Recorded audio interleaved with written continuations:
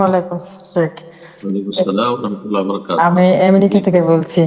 শেখ, জি। আমার মনের ভিতরে একটা খটকা লাগে যে আমি এই বছর মানে এবছর কি যে কাজ করি তো আমি ফুল টাইম, আমি রাতে জাগতে পারি না, কোরআন খতম দিতে পারি না, যেন খুব আফসোস লাগতে আছে। এর কি আফসোসটা কি শয়তানের ওয়াসওয়াস কিনা, এটা আমার খুব খারাপ লাগতেছে, এই জন্য আপনার কাছে এই প্রশ্নটা। বিসমিল্লাহির রহমানির রহিম। আলহামদুলিল্লাহ ওয়াসসালাতু ওয়াসসালামু আলা রাসূলিল্লাহ ওয়া আলা আলিহি ওয়া সাহবিহি আজমাইন ওয়া বাদ। যে কোনো ভালো আমল করতে গিয়ে আমাদের ত্রুটি হওয়া স্বাভাবিক, ঘাটতি থাকা স্বাভাবিক। সুতরাং আমলের সময় শেষ হওয়ার পরে বা আমল শেষ করার পরে আক্ষেপ হওয়া, আফসোস করা, এটি ইমানের পরিচয়, এটি মন্দ কিছু নয়। যে গোটা রমজান চলে গেল তেমন কিছুই করতে পারলাম না, কদর রাতগুলি চলে গেল তেমন বেশি কিছুই করতে পারলাম না, না বেশি তওবা ইস্তেগফার করতে পারলাম, না বেশি দোয়া করতে পারলাম, না জিকির আজকার করতে পারলাম, না ফরজ নফলগুলি খুব যত্ন সহকারে আদায় করতে পারলাম, ভালো কিছুই করতে পারলাম না। কোরআন তেলাওয়াত করতে পারলাম বেশি, পারলাম না। যদি পেরে থাকেন কিছু, তারপরেও আর এর চাইতে বেশি পারা উচিত ছিল। হ্যাঁ, সুতরাং মানুষের ইমানের দাবি হচ্ছে যে যে কোনো আমল করেও নিজেকে তুচ্ছ মনে করবে যে না, আরো কিছু হওয়া উচিত ছিল যেটা আমার দ্বারা সম্ভব হয়নি, আমি ত্রুটিপূর্ণ। এটি মন্দ কিছু নয়, এটি অশ্বাসা নয়, বরং এটি ইমানের পরিচয়। আল্লাহ রব্বুল আলমিন যেন আগ্রহের সাথে আর আমলের সময়গুলি চলে যাওয়ার পর আক্ষেপের সাথে আগামী দিনে আরো বেশি অগ্রগামী হওয়ার তৌফিক দান করেন। বারাকাল্লাহ ফিক। আমি শায়েখ, আমার প্রশ্ন হচ্ছে, আমি আসলে বিশ্ববিদ্যালয়ে পড়াশোনা করছি। তো পড়াশোনা থাকা অবস্থায় আলহামদুলিল্লাহ দিনের সাথে, প্রকৃত দিনের সাথে পরিচয় হয় আর কি। তো আসলে তারপর আমার হচ্ছে বিশ্ববিদ্যালয়ে পড়াশোনা শেষ করার পর আমার বিয়ে হয়। তো ওইখানে আমার হাজবেন্ড এবং আমার দুজনেরই আমাদের ইচ্ছা ছিল যে আমরা আর কি, আমি জব করবো না। তো ওর মতো ট্রাই করতেছিল অনেক, তো আসলে ওর ওইভাবে মানে গভর্নমেন্ট জবে ট্রাই করতেছিল, হয়নি আর কি। তো এরপরে একটু সহজ হওয়ার জন্য আমিও দুই একটা জব মানে পরীক্ষা দেই। এরপরে আমার হচ্ছে একটা ভালো মানের জব হয় প্রজেক্টে। পরে কিছুদিন করার পর আমি হচ্ছে গভর্নমেন্ট প্রাইমারি জব আর কি পরীক্ষা দিছিলাম, তখন ওই আগের জবটা ছেড়ে দিই আর কি। মানে আমার আসলে মেইন উদ্দেশ্য ছিল মানে পর্দা প্লাস হচ্ছে ইসলামিক দৃষ্টিকোণ থেকে এ করার জন্য আমি জবটা ছেড়ে দিই। তো আমার অবশ্যই। প্রাইমারিতে জব হওয়ার অনেক পরে আমার হাজবেন্ডের আসলে জব হয়, প্রাইভেট জব, আসলে গভর্নমেন্ট জব হয়নি। তো এই ক্ষেত্রে আমি আমার কর্মপরিবেশে আমরা 11 জন স্টাফ, তার মধ্যে 7 জন আমরা আর কি ফিমেল। তো এক্ষেত্রে আমি চেষ্টা করি সর্বোচ্চ আমার পর্দা মেনটেন করার জন্য। শুধু ক্লাসরুমে আমি বাচ্চাদের সামনে মুখ খোলা রাখি, আর অফিস রুমে বাকি টাইম দিয়ে করি। তো এই ক্ষেত্রে আসলে আমার ফ্যামিলিগত অবস্থা খুব একটা ভালো না। আসলে আমাদের বাসা নাই, আমার ভাসুরের বাসা আমরা থাকি, আর এরকম চাষাবাদের জমিও নাই কি। তো আমার ইচ্ছা আছে আমি জবটা ছেড়ে দিব, এই জবটাও ছেড়ে দিব। তো আসলে আমাদের নিয়ত হচ্ছে যে আমরা একটা অ্যাটলিস্ট বাসা করা পর্যন্ত জবটা কন্টিনিউ করার। আর পাশাপাশি আমি ইউনিভার্সিটি লাইফ থেকেই দাওয়াতি কাজ করি। তো এই ক্ষেত্রে আসলে মানে আমার ইনকামটা এখন হালাল হবে কিনা, আর আসলে আমি দাওয়াতি কাজটা করতে পারবো কিনা, এটা আর কি আমার প্রশ্ন ছিল। জাযাকাল্লাহু খাইরান, বারাকাল্লাহু ফিকুম। প্রথম কথা, শেষ কথাটির প্রথম কথায় বলি যে আমি দাওয়ার কাজ করতে পারবো কিনা। আপনি যে কোনো অবস্থায় দাওয়ার কাজ করতে পারেন, এমনকি যারা আমল করতে পারে না বা করে না, ঘাটতি আছে, সেও দাওয়ার কাজ করতে পারে। সঠিক কথা বলতে কোনো দোষ নেই। একজন লোক তাহাজ্জুদ পড়ে না, সেই জন্য তাহাজ্জুদের জন্য মানুষকে উৎসাহিত করতে পারবে না। একজন সোমবার বৃহস্পতিবার সিয়াম রাখে না, সেই জন্য সিয়ামের কথা বলতে পারবে না। আমি 6 সওয়ালের রোজা রাখবো না, সেই জন্য আপনাদেরকে 6 সওয়ালের রোজা স্মরণ করাইতে পারবো না, সওয়াল মাসের 6টি রোজা। অবশ্যই পারবো, কেন পারবো না? জরুরি নয়। কিন্তু আমার ফরজ অজেব ঠিক রাখতে হবে। আমার বাহ্যিক দৃষ্টিতে আমার মধ্যে বড় দোষ না থাকে, যদি বড় দোষ থাকে আর ভালো ভালো কথা বলি, তাহলে আমার কথাগুলির আপনাদের ওপর ভালো প্রতিফলন হবে না, কথাতে বরকত থাকবে না, কথার তাসির হবে না, আপনারাও সংশোধন হতে পারবেন না। এটি হওয়া উচিত যে যা আমি বলছি যথাযথ আমলের চেষ্টা করবো, আল্লাহ যেন আমাদের সকলকে তৌফিক দান। কিন্তু আপনি কিছু করতে পারছেন না, অথবা আপনি এইরকম ধরনের চাকরি করছেন যেখানে কিছু সামান্য আপত্তি আছে, তো সেই জন্য আপনি দাওয়ার কাজ করতে পারবেন না, এটা কেউ, এটা ভুল কথা, বাড়াবাড়ি হয়ে যাবে। আপনি যে কোনো অবস্থায় দাওয়ার কাজ করতে পারবেন, তবে ফরজ ওয়াজিবগুলির ক্ষেত্রে আপনার যেন ঘাটতি না থাকে। আল্লাহ বরকত দান করুন। বাকি রুজি হালাল হারাম হওয়ার বিষয়টি এক্ষেত্রে স্পষ্ট বুঝেন যে আপনার রুজি নির্ভরশীল হচ্ছে আপনার কাজের ওপরে। আপনি কাজটা করছেন কি, আপনি টিচিং করছেন, প্রাইমারিতে পড়াচ্ছেন, যেই কাজটি আপনার জায়েজ, যখন আপনার কাজটি জায়েজ কাজ, সুতরাং আপনার রুজি হালাল। বাকি কথা হলো যে সেখানে পরিবেশ এমন আছে যে সেখানে কয়েকজন হয়তো পুরুষও আছে যারা কলিগ বা ওই প্রতিষ্ঠানে চাকরি করে, তাদের সাথে কখনো প্রয়োজনে কথা বলতে হয়, কিন্তু যথাসাধ্য আপনি পর্দা মেনটেন করার চেষ্টা করেন। এইরকম পরিস্থিতি তো সব জায়গায় আছে, সব জায়গায় আছে। সুতরাং এই ক্ষেত্রে আপনার কোনো আপত্তি নেই ইনশাআল্লাহ। আর বিশেষ করে পরিস্থিতি যখন আপনার তেমন, যদি এমন হইতো যে আপনার প্রয়োজন নেই, আল্লাহ রাব্বুল আলামিন যথেষ্ট আপনার সংসার চালানোর জন্য দিয়েছে, বাড়িঘর আছে, সবকিছু আছে, তাহলে তখন পরামর্শ দিতাম যে এই ধরনের জব করিয়েন না, কিন্তু হারাম তারপরে বলতাম না। কারণ সেখানে আপনি বলছেন 7 জন ফিমেল আছে, মাত্র কয়েকজন পুরুষ টিচার আছে, যাদের সাথে নির্জনে কোথাও দেখা সাক্ষাৎ হয় না। আর যদি কখনো মিটিং হয় ধরেন, তো তাদের একবারে পাশাপাশি বসলেন না, একটু দূরত্ব বজায় রাখলেন, কথা বললেন তো নেকাবের সাথে, পর্দার সাথে, আহ কোনো অসুবিধা নেই ইনশাআল্লাহ। সুতরাং এইরকম চাকরি ছাড়ার পরামর্শ আমি মুসলিম বোনদেরকে দেবো না, করেন এরকম চাকরি। হতে পারে যে আপনার এই রিজিক দিয়ে আপনি আপনার সংসারেও আপনি ছেলে মেয়েদের প্রতিপালন আপনার জন্য সহজ হবে, আর এখান থেকে কিছু দান সাদকা করতে পারবেন, দান সাদকা করতে পারেন। নবী সাল্লাল্লাহু আলাইহি ওয়াসাল্লাম একজন সাহাবীকে বলছেন যে সাহাবিয়া তার খেজুরের বাগানে গিয়ে সেখান থেকে খেজুর টেজুর পেড়ে নিয়ে আসবে, এটা মহিলার কাজ না, সাধারণত পুরুষদের কাজ। তো নবী সাল্লাল্লাহু আলাইহি ওয়াসাল্লাম যুদ্ধে নাখলাকি, তোমার খেজুর বাগান থেকে তুমি খেজুর কেটে পেড়ে নিয়ে আসো, আর তারপরে তার দ্বারা হয়তো তুমি কিছু ভালো কাজ করতে পারবে অথবা সাদকা করতে পারবে। এখান থেকে কি বোঝা যায় যে যদি আপনি হারাম রিজিক না হয়, আর এইরকম ক্ষেত্র যে ক্ষেত্রে আপনি আছেন এখানে হয়তো আপনার এরকম চাকরি না ছেড়ে, চাকরি ছেড়ে দিলে হয়তো কিছু দান সাদকা করতে পারবেন, আপনি ছেলে মেয়েদের তরবিয়তের ক্ষেত্রে হিমশিম খেলেন, এমনটা না করে আপনি চাকরি আপনার কন্টিনিউ করেন। আল্লাহ যেন রুজিতে বরকত দান করেন, আল্লাহ আপনার যেন ভালো করেন, আপনার পরিবার ভালো করেন, এবং আপনি যা চাইছেন আল্লাহ যেন সেই মনের জায়েজ আশা যেন পূর্ণ করেন, এবং আল্লাহ রাব্বুল আলামিন জান্নাতের পথে চলার তৌফিক দান করেন। আমাদের সবাইকে আল্লাহ রাব্বুল আলামিন যেন জান্নাতের পথে থাকার তৌফিক দান করেন। বারাকাল্লাহ ফিক। প্রথমে আমার পরিবার এবং আমার বাপ চাচাদের পরিবারের সার্বিক কল্যাণের জন্য দোয়া করবেন ইনশাআল্লাহ। আল্লাহ ভালো করুন, আল্লাহ তাদেরকে হেদায়েত করে রাখুন, আল্লাহ যেন দিনের পথে তাদেরকে কবুল করেন, সঠিক বুঝ দান করেন। আল্লাহ কবুল করুন। যারা ভালো তাদেরকে আরো ভালো হওয়ার তৌফিক দান করেন, যারা মন্দ কাজে কথায় এখনো রয়েছেন আল্লাহ তাদেরকে ফিরে আসার তৌফিক দান করেন। শাহেখ, আমার প্রশ্ন হচ্ছে গিয়ে যে আমরা তো জানি যে ছোট বড় গরিব মিসকিন সকলের জন্য যাকাতুল ফিতর আদায় করা ফরজ, কিন্তু কোনো ব্যক্তি যদি 5 ওয়াক্ত সালাত আদায় না করে, রমজানের সিয়ামও না রাখে, তার পক্ষ থেকে বা সে কি যাকাতুল ফিতর আদায় করতে পারবে? একেবারে নামাজ পড়ে না সে তো মুসলিম নয়, কিন্তু তারপরে বলবো না যে তার ফেতরা দেওয়া চলবে না। সে ফেতরা দিক হতে পারে, ফেতরা আর ওসিলাতে আল্লাহকে হেদায়েত করবে, কিন্তু সে ফেতরা তাকে মুক্তি দেবে না। যে ব্যক্তি রমজান মাসের সিয়াম পালন করলো না, শুধু ফেতরা দিল, সেই ফেতরা দিয়ে নাজাত পাবে না। সে ফেতরা দেওয়ার উদ্দেশ্য যদি তার জান্নাত লাভ করা হয়, জাহান্নামের আগুন থেকে বাঁচা হয়, তাহলে তাকে বলবো যে আল্লাহকে ভয় করুন, রমজান মাসের সিয়াম পালন করুন, তার সাথে ফেতরা দেন, 5 ওয়াক্ত সালাতের পাবন্দি করুন, তার সাথে আপনি সিয়াম রোজা রাখুন এবং ফেতরা আদায় করেন। কিন্তু নেগেটিভ কথাবার্তা বলবেন না। কিছু পাগল আছে, বক্তা, আলোচক, তারা বলে যে যে ব্যক্তি রোজা রাখে না তার ফেতরা নিবেন না, যে ব্যক্তি নামাজ পড়ে তার ফেতরা নিবেন না, নেগেটিভ কথা বলবেন না, এটা বলবেন না। তার কবুল হবে না হবে সেটা তার সাথে তার রবের ফয়সালা হবে, আমি আপনি কিছুই বলবো না, কিন্তু তার জন্য হেদায়েত কামনা করবো।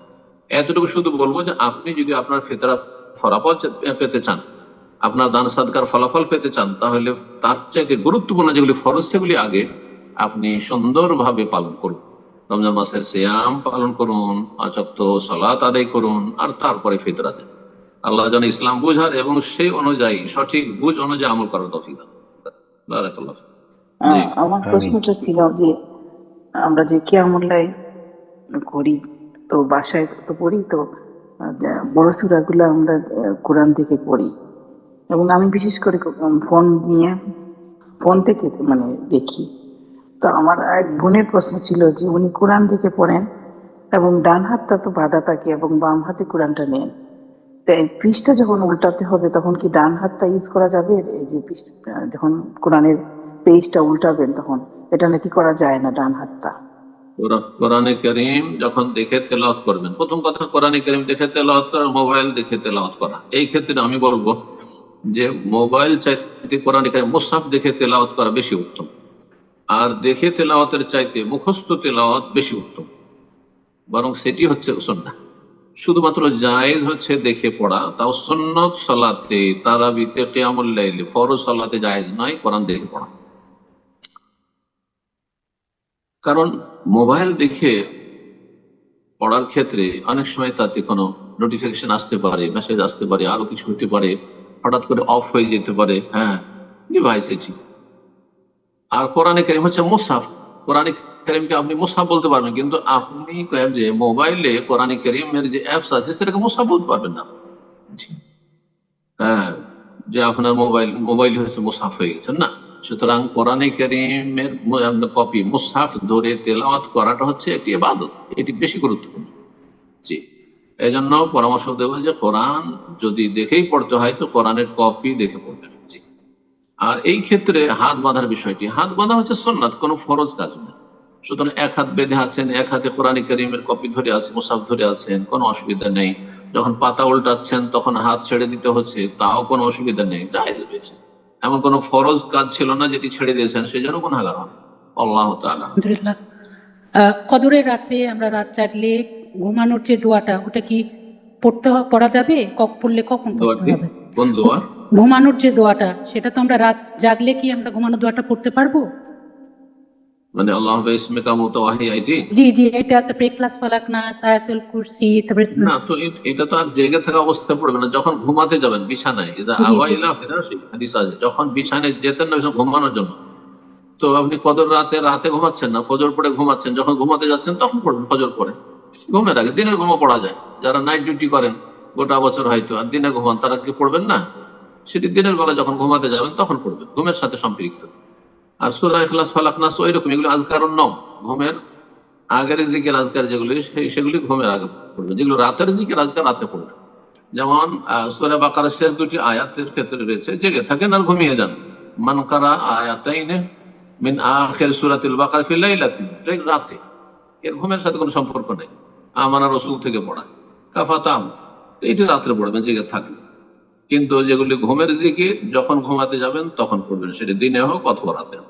জি। সেই প্রশ্ন হচ্ছে, এই সুহুরের টাইমে আজান দিয়া সুন্নাহ নাকি এবং জায়েজ কিনা? এবং এখন আমরা দেখছি যে বিশেষ করে রমজানের শেষ 10 দিনে কিয়ামুল লাইল শেষে আজান দেয়া হচ্ছে। তো কেউ এটাকে সুন্নাহ বলছে, কেউ আর বিশেষ করে যে দলিল দিচ্ছে যে বেলালরা দিল, তারা আজান শুনে তোমরা খাওয়া বন্ধ করো রাখো যতক্ষণ ইবনে উম্মে মাকতুমের আজান না দিচ্ছে। এই হাদিসের দলিল দিচ্ছে। তো এটা কি, এই বিষয়টা একটু জানতে চাচ্ছিলাম যে আজানটা কেন দেওয়া হয়েছিল তখন, এবং এটা কি সুহরের আজান না? যেমন মক্কা মদিনায় আজানটা চালু আছে, আমরা অনেকেই জানি যে এটা তাহাজ্জুদের আজান। এই বিষয়টা একটু জানতে চাচ্ছিলাম। জাযাকাল্লাহু খাইরান। আজান ফজর এবং তার আগে মিলে দুটো আজান দেওয়া সুন্নাত। একটি আজান হচ্ছে ফজরের সালাতের, যে আজান হচ্ছে ফরজে কিফায়া, ফরজ, প্রত্যেক মসজিদে আজান হইতেই হবে যেখানে জামাত হচ্ছে বা জামাত হওয়ার সম্ভাবনা রয়েছে। যে আজানটি ফজরের জন্য সুবহ সাদেকের সাথে হচ্ছে। আর তার আগের যে আজানটি সেটি মুস্তাহাব, যদি গোটা বছর কোনো জায়গায় দেওয়ার প্রয়োজন থাকে আর মানুষের কোন রকমের ডিস্টার্ব না হয় ঘুমে। এখন কেউ জাগবে না, এমনি এমনি আজান দিতে থাকবেন, এর কোনো যৌক্তিকতা নেই। যেখানে জাগার সম্ভাবনা বেশ কিছু লোকের রয়েছে, আর সেটা রমজানে সাধারণত অন্য জায়গায় হইতে পারে। মক্কা মদিনায় গোটা বছর লোকের যাতায়াত লেগে আছে সেখানকার, অথবা বাইরের, সব জায়গা থেকে আসতেই আছে যথেষ্ট সংখ্যা লোকেরা। আর সেখানে তাহাজ্জুদ পড়ার লোকের সংখ্যা অনেক বেশি, সুতরাং সেখানে প্রয়োজন আছে। আর তারপরে এই মসজিদগুলি হচ্ছে কেন্দ্রীয় মসজিদ। সুতরাং এখানে গোটা বছর এর প্রচলন আছে 1 ঘন্টা আগে, ফজরের সুবহ সাদেকের 1 ঘন্টা আগে সে আজানটি হওয়া। কিন্তু অন্য জায়গায় সাধারণত এর প্রয়োজন গোটা বছর নেই, শুধুমাত্র রমজান মাসে প্রয়োজন হতে পারে। যদি মনে করে রমজান মাসে প্রয়োজন আছে এই আজানের, যে আমরা সাহারির জন্য আজান দেব, তাহলে দিতে পারেন। সেটার উদ্দেশ্য হচ্ছে, এক তো যারা সাহারি খাবে তারা যেন, একসময় ঘড়ি ছিল না, টাইম টেবিল মানুষের জানা থাকতো না। আমরাই ছোটকালে দেখেছি গোটা গ্রামে হয়তো 2-1 জনের বাড়িতে ঘড়ি আছে, সবার বাড়িতে ঘড়ি ছিল না, টাইম টেবিল জানতো না। পূর্ব আকাশ দেখে আইডিয়া করতো যে ফর্সা হয়ে গেল নাকি, আর তার আগ পর্যন্ত খেতে থাকতো। সুতরাং আজানটি হইলে মানুষের জন্য সুবিধা। ইসলাম সর্বযুগের জন্য। আজ দুনিয়া উন্নতি করেছে, হয়তো প্রয়োজন নেই আজানের, কিন্তু যদি আজান দেয় তো আজান দেওয়া সুন্নাত, কিন্তু জরুরি বিষয় নেই, আজান দিলেও চলবে না দিলেও চলবে। আজানের একটি উদ্দেশ্য হচ্ছে যে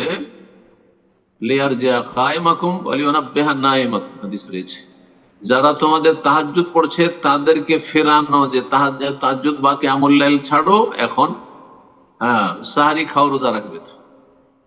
সাহারি খাও, কার সময় শেষ হতে যাচ্ছে। লিয়ারজিয়া কায়েমাকুম, তাহাজ্জুদ বা কিয়ামুল লাইল বন্ধ করে এখন সাহারি খাওয়ার জন্য ফিরে আসো। আর যারা ঘুমন্ত রয়েছে তাদেরকে জাগানো উদ্দেশ্য, যাতে করে জেগে কিয়ামুল লাইল পড়ার কিয়ামুল লাইল পড়ুক, আর কিছুক্ষণ সময় আছে। আর যার সহর করার সহর করুক, সাহারি খান, এটি হলো উদ্দেশ্য। আর এই উদ্দেশ্যটি যদি তো কোথাও থাকে যেমনটা বললাম, তাহলে এই আজান দেবেন। আজানের বিকল্প ডাকাডাকি হাঁকাহাঁকি করা, মসজিদে মাইকিং করা, এটি জায়েজ নয়, এটি বেদাত। ওঠেন, এখন এত সময় বাকি আছে, তাড়াতাড়ি করে আপনারা উঠে যান, পাকশাক করেন, এই যে খাবার দাবার রেডি করেন, সাহারি খেয়ে নেন, এগুলো বেদাত, এটি বেদাত। আর আজান যদি দেয় তাহলে সুন্নাত, কিন্তু এটি এমন জরুরি কোন সুন্নাত নয়। যদি প্রয়োজন থাকে তাহলে করবেন, আর না থাকলে করবেন না। বারাকাল্লাহ। আসসালামু আলাইকুম রহমতুল্লাহ বারাকাতুহু। সম্মানিত শেখ, আমি কানাডা থেকে আয়েশা খাতুন বলছি। ভালো আছেন? আলহামদুলিল্লাহ। জি, আমার প্রশ্ন হচ্ছে, আমাদের ফেতরা, আমরা যদি এখানে আমাদের দেশে গরিব আত্মীয়কে পাঠাই, তাহলে এখানে 5-10 দিন আগে পাঠাতে হয়। তো সেটা যদি পাঠিয়ে দিয়ে আমরা কনফার্ম করি তারা খাবার কিনে খায়, তো আমি যেটা জানি যে চাল, গম আর খেজুর এ ধরনের দিতে হয়। তো সেক্ষেত্রে ওদের ঈদের বাজারের খাবারটা, ওরা যদি পোলাও, বিরিয়ানি, ভালো খাবারটা খায়, সেটা যদি খায় তাহলে কি ফেতরা কোরআন সুন্নাহ অনুযায়ী আদায় হবে? আর আগে পাঠালে এটা হবে কিনা, এটা যদি একটু বলতেন, জাযাকাল্লাহ খায়রান।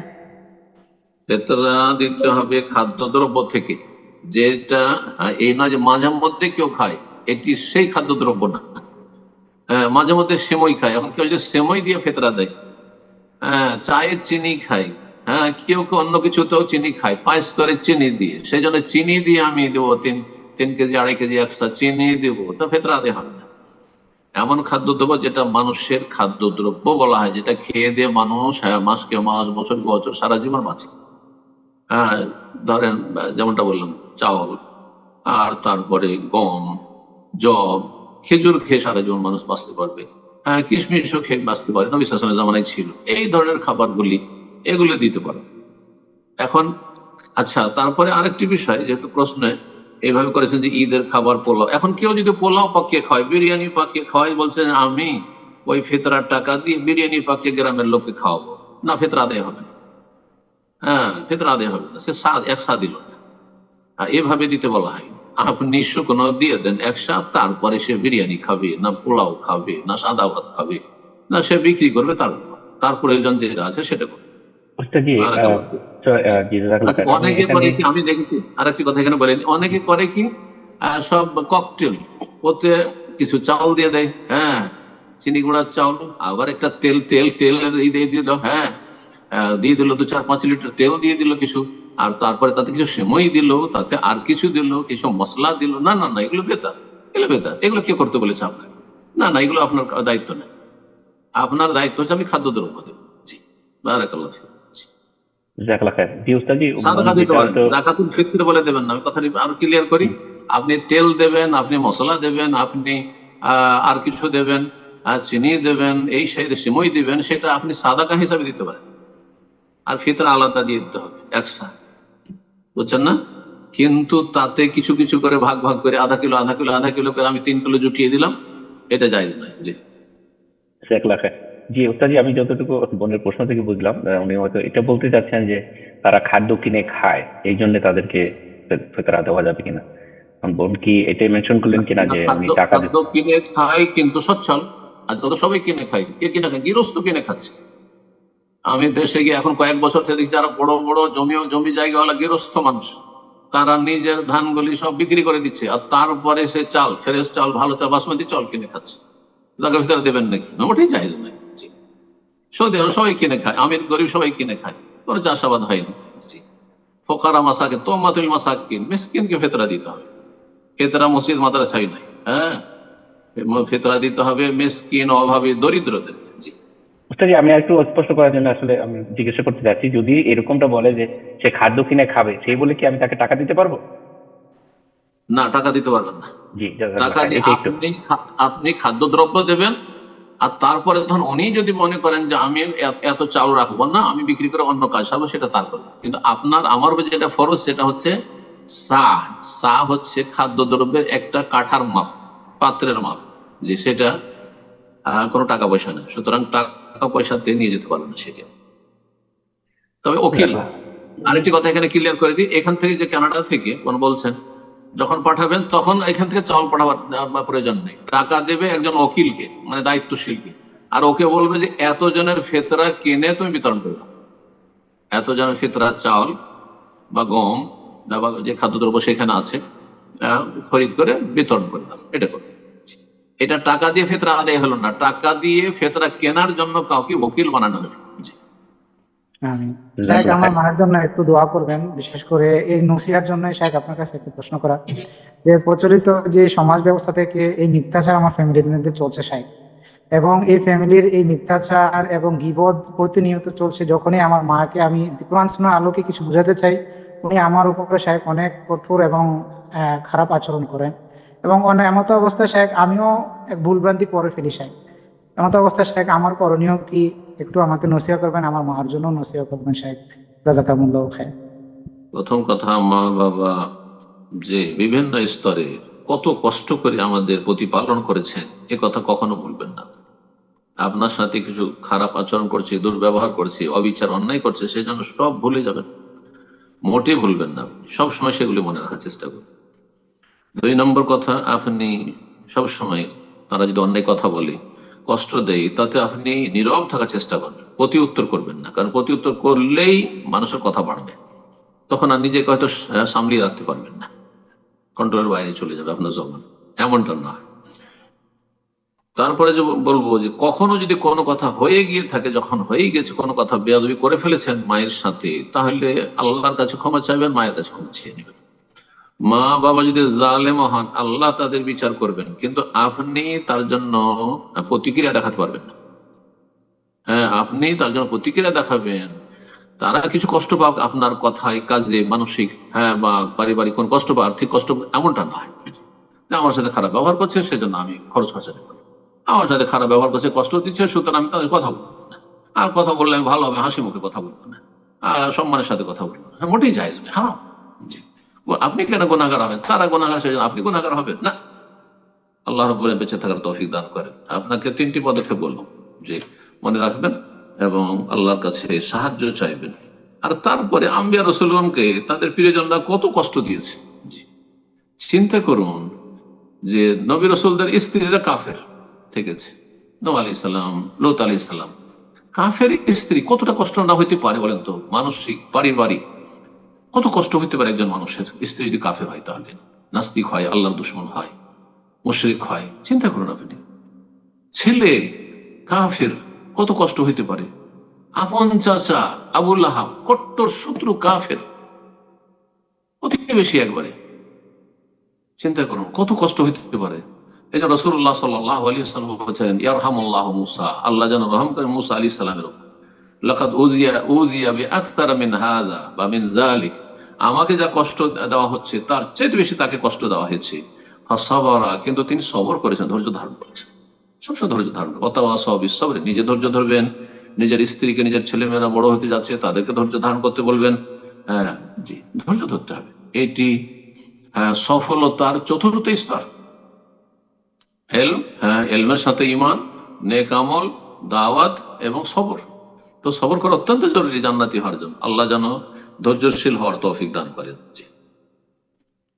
আমরা তো জেদ্দা থেকে উমরা করতে যাই, এখন ওই উমরা করে যেটা মাথা মুন্ডন করা, ওটা কি যে আমরা কি রুমে এসে করতে পারবো নাকি আমাদের মক্কায় করতে হবে, এটাই জিজ্ঞেস করা ছিল আর কি।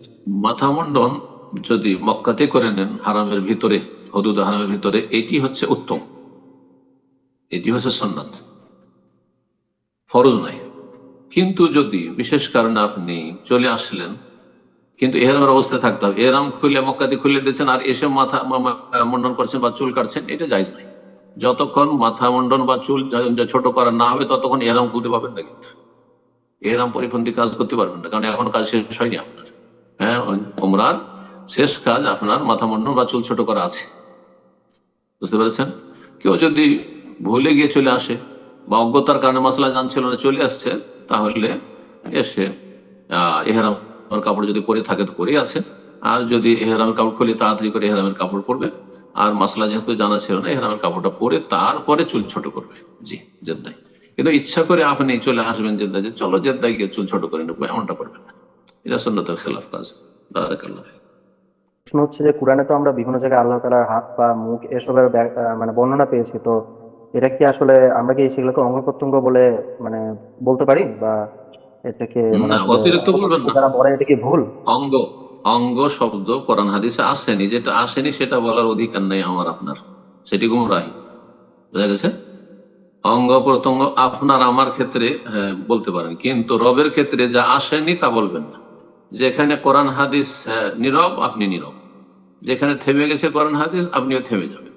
যেটা বলা হয়েছে সেটার অপব্যাখ্যা করবেন না, অর্থের বিকৃতি ঘটাবেন না। কুদরতি হাত, কুদরতি পায়ে সেজদা, আর আপনার চোখ মানে রক্ষণাবেক্ষণ, এসব গুমরাহিতে যাবেন না। আবার দুটোই গুমরাহি। কথা বোঝা গেছে না? নিজের পক্ষ থেকে বলবেন না হ্যাঁ যে আমাদের দেহ, আল্লাহর দেহের কথা নেই তো, দেহ জাসাদ, হ্যাঁ বদন, এসব জায়েজ নাই, কারণ কোন হাদিসে আসেনি। আল্লাহ জানে, যদি কেউ জিজ্ঞাসা করে আল্লাহ ভালো জানে, আমি জানি না, কারণ আমাকে জানানো হয়নি, বইতে জানানো হয়নি। জি স্যার, মালয়েশিয়া থেকে বলছি। দেখ, আমার প্রশ্নটা হচ্ছে, আহ, এখানে যে আমরা থাকি রুমের পাশে যে মসজিদ আছে, এই মসজিদে জুমার দিনে যে ফরজের সলাত হয়, জুমার দিনে ফরজের সলাতটা এরা অন্যরকম ভাবে পড়ে। এরা তিন রেখাত ভাবে পড়ে, এটা আমি জানি না ঠিক, তাই আমি একটু বলবেন? মানে ফজর, ফজরের হ্যাঁ, নামাজ। ফজর। হ্যাঁ, ফজরের ফজর নামাজ। সালাত কেমন করে পড়ে? প্রথম রেখাতটা প্রথম রেখাতটা সূরা ফাতিহা আর সূরা পড়ে, তারপরে সূরা পড়ে রুকুতে যাবে না, এরা ডাইরেক্ট সেজদায় চলে যাবে। চলে যাওয়ার পরে রুকু না করে? তারপরে তারপর যে দু রেখাত যেরকম ভাবে পড়া হয় সেরকম ভাবে আবার পড়বে। এটা কেমন কথা হয় না? রুকু ছাড়া তো কোনো রাকাত হয় না। হ্যাঁ, এটা এরা কোন প্রথম মজাব? প্রথম জানি কোন না ঠিক মজাবে? যে স্যার। না না না, জায়েজ নাই। হয় যে আপনি আপনি ভুল বলছেন, ভুল বুঝেছেন, আর না হলে তারা গোমরা পথভ্রষ্ট।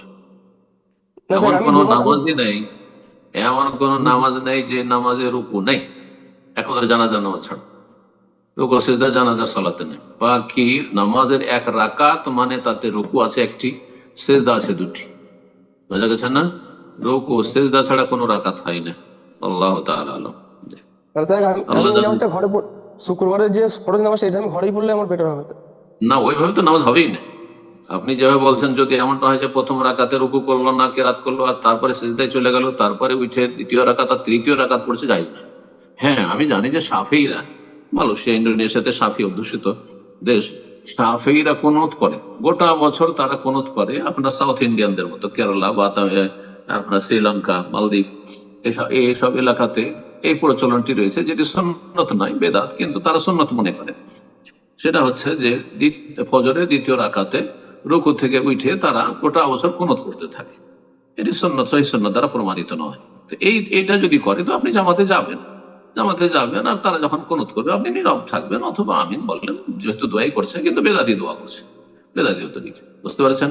কিন্তু আপনি যেটা বলছেন, এইভাবে যদি হয় যে 3 রাকাত নামাজ পড়ছে, প্রথম রাকাতে রুকু নেই, তাহলে তাদের নামাজ হয় না। যদি এটাকে জায়েজ মনে করে তো তারা স্পষ্ট গোমরাহ, পথভ্রষ্ট। জি, পথভ্রষ্ট। জি, এতে কোনো সন্দেহ নেই। আল্লাহ হিদায়াত দান করুন। হতে পারে দুনিয়াতে বহু ফিরকা আছে যাদের সম্পর্কে হয়তো জানা নেই, বহু বিভ্রান্ত গোমরাহ আছে যাদের সম্পর্কে আমরা জানি না। আল্লাহু আ'লাম। জি। আচ্ছা, প্রথমে বলছি আমার পরিবারের জন্য একটু দোয়া করবেন, ছেলে মেয়েদের নিয়ে বড় কষ্টে আছে, দোয়া করবেন ভালো করে আল্লাহর কাছে। আল্লাহ শিফা দান করুন, সুস্থ রাখুন, মানসিক, শারীরিক, পারিবারিক, আল্লাহ শান্তি দান করুন। আফাকুমুল্লাহ, আল্লাহ আফিয়াত দান করুন। আফিয়াতের দোয়া অত্যন্ত গুরুত্বপূর্ণ। নবী সাল্লাল্লাহু আলাইহি ওয়াসাল্লাম চাচা ইস্তারিল্লাহ আল আফিয়া, আফিয়াত চাইতে বলেছেন। সার্বিক সুস্থতা, সার্বিক নিরাপত্তা, আফিয়াতের দোয়া বেশি বেশি করুন। আল্লাহুম্মা ইন্নী আসআলুকা আল আফিয়াতা ফিদ দুনিয়া ওয়াল আখিরাহ। এই দোয়া করুন, আল্লাহ তোমার কাছে আফিয়াত তলব করি। জি, আল্লাহ শিফা দান করুন, আল্লাহ আফিয়াত দান করুন। বারাকাল্লাহ ফিক। বলছি কি ভাই, আমি তো আমার বয়স তো এখন প্রায় 45-46 বছর, এখন শুধু ইসলামের আল্লাহর রহমতে, আল্লাহর দয়া করুন আর এগুলো তো আল্লাহ জানার তৌফিক দিয়েছে। বিশেষ করে আপনার লেকচার গুলো সবটাই শোনার চেষ্টা করি। তো এখন বলছি কি, আপনার লেকচার গুলো শুনি এবং তা থেকে আল্লাহ অনেকটাই উপকৃত করেছেন, আর আমল করারও চেষ্টা করি। এখন বিশেষ করে আমাকে আমলে ফরজ ওয়াজিব যেগুলো আদায় করার চেষ্টা করি, সুন্নত নকল আদায় করার চেষ্টা করি ইনশাআল্লাহ। তো বলছি এরপরে যে আমার ভিতরে যে মুনাফিকি চরিত্রগুলো, ওইগুলো থেকে বেশি ভয় লাগে। বিশেষ আমি তো ছোটবেলা থেকে ইসলামের কিছুই জানতাম না, ঈমান, ইসলাম, তৌহিদ, সুন্নাহ কিছুই জানতাম না, এখন এসে জানতে পারছি। আর আমার আশপাশে এমন কেউই নেই যে মানে আমাকে একটু উপদেশ দেবে, বা মানে বিশেষ করে বাপের বাড়ি মানে কোনো দিক থেকে কোনো রকম মানে ইসলামের এতে সেইভাবে নেই, তো জানারও সেইভাবে তো সৌভাগ্য হয় না। আপনার লেকচার গুলোই শুনি, আর যে ভালো মানুষদের বই আছে সেগুলো পড়ার চেষ্টা করি, এগুলো একটু জানার জন্য যে বিশেষ করে মুনাফিকি যেগুলো, যে ফরজ গুলো তো ঠিক মতো আল্লাহর রহমতে সবই আদায় করার চেষ্টা করি যথাসাধ্য। আপনি যেটা মুনাফিক বলতে চাইছেন সেটা অতীতে যেটা ছিল বলতে চাইছেন, না বর্তমানে এরকম মুনাফিক কিছু চরিত্র আছে বলছেন? না না, অতীতে যা ছিল, এখন তো আল্লাহর রহমত আমি তো শিরক বেদাত একদম আল্লাহর রহমত আল্লাহর দয়া করুণা সমস্ত কিছু থেকে আল্লাহ মুক্ত করে দিয়েছেন, আলহামদুলিল্লাহ, এটা আল্লাহর বড় করুণা। আলহামদুলিল্লাহ, তাহলে আর চিন্তা কি? আল্লাহ কোরআনে কেমন ইরশাদ আপনার করছেন? লেখাগুলো শুনে মোটামুটি ওখান থেকে আমি সবকিছু যতদূর সম্ভব আমল করার চেষ্টা করি আল্লাহর রহমতে, খুব ভালো, মাশাআল্লাহ মাশাআল্লাহ, খুব ভালো খুব ভালো, তাহলে আর চিন্তার কি আছে? যতদূর খুব ভালো, সম্ভব চেষ্টা আলহামদুলিল্লাহ। করি। আল্লাহ কবুল আলহামদুলিল্লাহ, করুন। এটা আল্লাহর বড় দয়া বড় করুণা, বড় অন্ধকার থেকে আল্লাহ রেহাই দিয়েছেন, বড় অন্ধকার ছিল। আলহামদুলিল্লাহ আলহামদুলিল্লাহ, আল্লাহ কবুল করুন, দিনের উপর আল্লাহ অবিচল রাখুন, জান্নাতের পথে আল্লাহ রাখুন, এই লাইলাতুল কদর আল্লাহ কবুল করুন। বারাকাল্লাহু ফিক। আপনার পরিবার ছেলে মেয়েকে আল্লাহ সুখে শান্তিতে রাখুন, দিন দুনিয়ার ক্ষেত্রে আল্লাহ রাব্বুল আলামিন যেন হেফাজত করেন সমস্ত অনিষ্ট থেকে, বালা মুসিবত। বারাকাল্লাহু ফিক। বলছিলাম যে আল্লাহ কোরআনে ইরশাদ করেছেন যে ইয়ানতাহু ইউগফার লাহুম মা কাদ সালাফ, অতীতে যেসব ভুল ভ্রান্তি গুনাহ হয়েছে সেগুলি থেকে যদি বিরত হয়ে যায়, তো অতীতে যা হয়েছে ইউগফার লাহুম ক্ষমা করে দেওয়া হবে, মা কাদ সালাফ যা অতীত হয়েছে।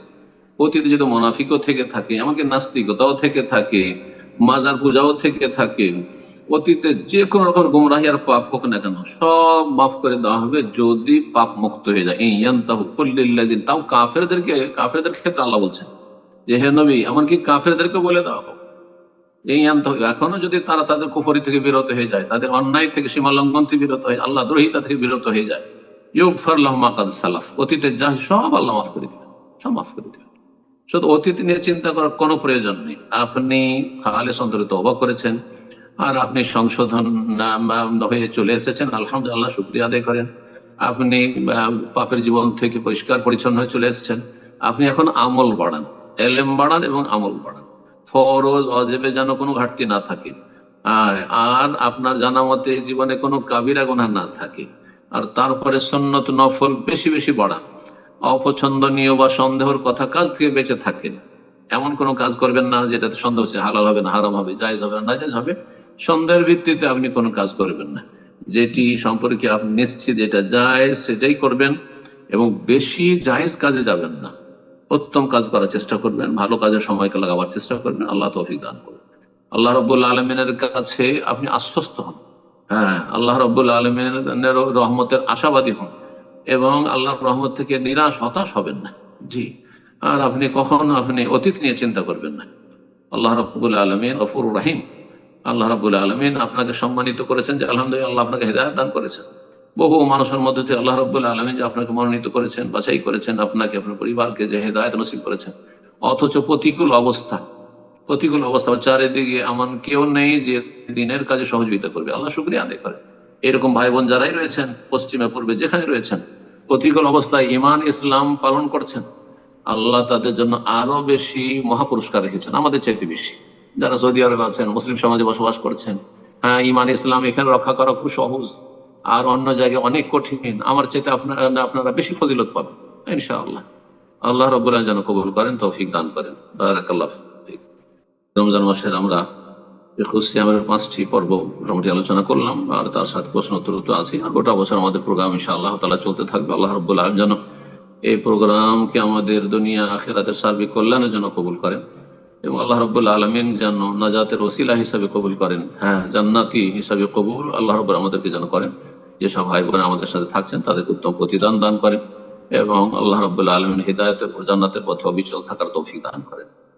আর তার সাথে শুনলেন যে আমাদের রমজান পরে প্রোগ্রাম সামনের রবিবার বন্ধ থাকবে, তারপরে রবিবার থেকে ইনশাআল্লাহ তাআলা সময়ের পরিবর্তন হবে। এই রমজানের কারণে এত গভীর রাতে, বাংলাদেশ ইন্ডিয়াতে এখন গভীর রাত, শেষ রাতের দিকে, তো এই সময় আমরা করতে বাধ্য, নাহলে মেলাতে পারছি না রোজা রমজানের দিনে, যার ফলে এটা সাধারণত আমরা কয়েক বছর থেকে করে আসছি এরকম। তবে রমজানের পরে যখন দিন বড় হয়ে যায় তখন আমরা বিকেল বেলা করি, আর দিন যখন ছোট হয়ে যায় তখন এশা পরে করি। এখন যেহেতু দিন বড় হতে যাচ্ছে, সুতরাং আমাদের সৌদি আরব টাইম বিকেল আসর পরে 4:30 থেকে ইনশাআল্লাহ তাআলা শুরু হবে প্রোগ্রাম, যেটা বাংলাদেশে হবে 7:30, আর ভারতে হবে সন্ধ্যা 7টা। ভারতের যেসব ভাই রয়েছেন সন্ধ্যা 7টাতে ইনশাআল্লাহ তাআলা শুরু হবে। আর বাংলাদেশের ভাই বোনদেরকে বলছি 7:30 থেকে ইনশাআল্লাহ তাআলা শুরু হবে, রমজানের পরে আর চলতে থাকবে। বারাকাল্লাহু ফিক। আল্লাহ রাব্বুল আলামিন যেন আমাদেরকে উপকারী জ্ঞান দান করেন, নেক আমলে তৌফিক দান করেন, সমস্ত রকমের বালা মুসিবত আল্লাহ হেফাজতে রাখেন। আল্লাহ রাব্বুল আলামিন যেন আমাদেরকে দুনিয়া আখিরাতে সফল করেন এবং সার্বিক কল্যাণ মঙ্গল যেন দান করেন। রব্বানা আতিনা ফিদ দুনিয়া হাসানা ওয়া ফিল আখিরাতি হাসানা ওয়া কিনা আযাবান্নার। যেসব ভাই বোনেরা ঋণগ্রস্ত হয়ে আছেন তাদেরকে ঋণ মুক্ত হওয়ার তৌফিক দান। আল্লাহুম্মা কফিনা বিহালালিকা আন হারামিকা ওয়া আগনিনা বিফাদলিকা আম্মান সিওয়াক। اللهم إنا نعوذ بك من الهم والحزن ونعوذ بك من العجز والكسل ونعوذ بك من الجبن والبخل ونعوذ بك من ضلال الدين وغلبة الرجال. ربنا تقبل منا إنك أنت السميع العليم. سبحان ربك رب العزة عما يصفون وسلام على المرسلين والحمد لله رب العالمين.